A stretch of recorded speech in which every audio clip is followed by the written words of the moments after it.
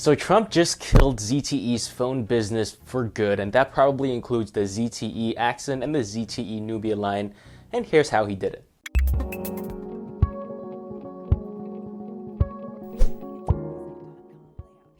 So yeah, ZTE is so done. I mean, you guys should probably all go out and buy as many ZTE phones as you can find, because they're going to be collector's items that you can sell for a lot of money later.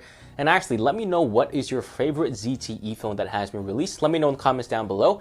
Now for a little bit of background on the case itself. So USA has trade sanctions with North Korea and Iran. And that means that if you want to do business with the USA, you are not allowed to sell stuff to both those nations. And here ZTE has clearly broken those sanctions by selling about $2.4 billion of equipment to Iran. And of course, in 2012, the FBI found out that ZTE had been selling stuff to Iran, so they slapped them with, or they wanted to slap them with sanctions, but then ZTE kind of fought back and said, okay, whoa, hold up. We'll cooperate with you as long as you don't slap those sanctions on us. So USA was like, okay, fine. And then basically those agreements included a $1.2 billion fine, as well as discipline against the individuals responsible for selling that stuff to Iran. So they did pay that fine, the $1.2 billion, but it turns out instead of disciplining those employees, they actually gave those guys bonuses. So the USA obviously found out, and now they want to punish them even harder by enacting a 7-year ban on ZTE, meaning that no US company is allowed to sell stuff to ZTE for 7 whole years. So to be honest, this is it for ZTE. They're going to be the next BlackBerry, and here's why. So the biggest reason here is obviously that they cannot buy American stuff for 7 years. And let's go through those major items one by one. The first is Qualcomm. And if you cannot buy Qualcomm SoCs, you're pretty much dead. You don't have many other options. You have MediaTek, who obviously doesn't have any CPUs or SoCs on par with the Snapdragon 845 or the highest series of Snapdragons. You can buy from Samsung, Exynos, so it's possible. Kirin, I'm not sure if Kirin actually sells to third parties. And you of course have Spreadtrum, but they suck. So really, that's not really an option. And the last option is of course to develop their own chip, which not only is super duper expensive, but also requires time to actually catch up to the major players like Qualcomm and even MediaTek as well, which means that already ZTE is going to be behind in the SoC game, especially when it comes to these chips. Number 2, Corning Gorilla Glass. They cannot buy stuff from Corning because it's an American company, and that would mean that there's no more Gorilla Glass 4, no more Gorilla Glass 5 on ZTE phones. They gotta go with Asahi Dragon Trail, which is a Japanese company. Number 3, Micron and SanDisk. Both these companies manufacture memory, and they are the world's biggest manufacturers of memory. And these are both American companies, so obviously ZTE cannot buy from them. They have other options, of course. They have Samsung, which is also one of the biggest, if not the biggest, memory manufacturers, as well as TSMC, which is a Taiwanese company. Now, ordinarily, this wouldn't be a big issue, but the problem is that now memory is in such high demand that this exacerbates the problem for ZTE, which means that they're going to pay very, very high prices because they only have 2 competitors they can work with. So obviously Samsung and TSMC know that, and they're going to gouge ZTE for everything they've got.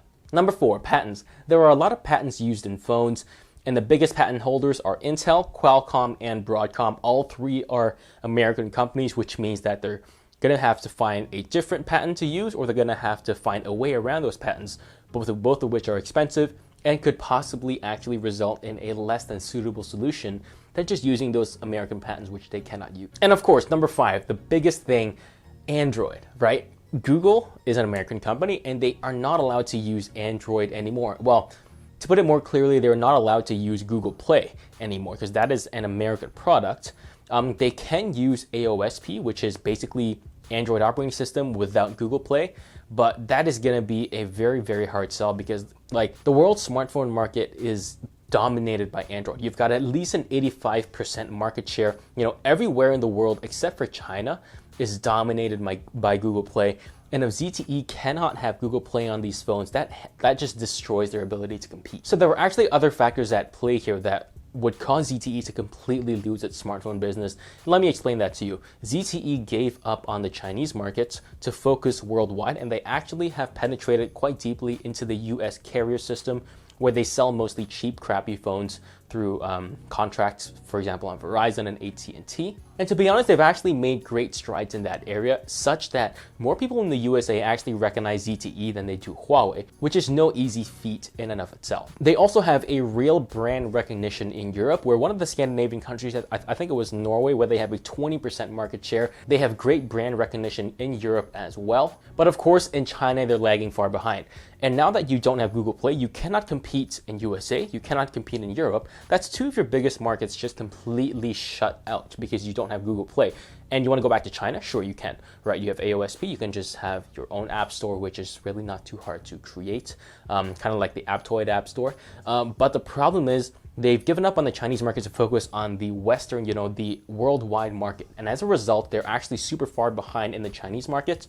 The Chinese market now is dominated by Xiaomi, Huawei, Vivo, and Oppo, and actually ZTE is actually super far behind those companies now.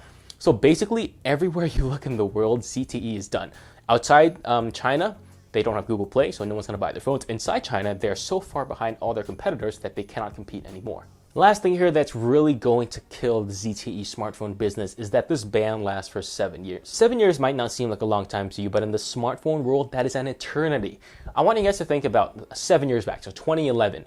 What was the rage back in 2011? It's the iPhone 4S. And back then, Nokia actually just launched Windows Phone to compete against Android. And guess what? Xiaomi just released their very first phone, the Xiaomi Mi 1, to the world. That is how far the smartphone world has come in just 7 years, and smartphones used to look like this. So what are your thoughts on this? Do you think ZTE's phone business is going to completely collapse, or they're just going to have to scale back severely in order to survive for 7 years? Let me know in the comments down below. And if you like this video, hit the subscribe button and the little bell notification beside it to make sure you're notified of any new videos that come out on my channel. Thank you so much for watching, and I'll see you guys in the next one.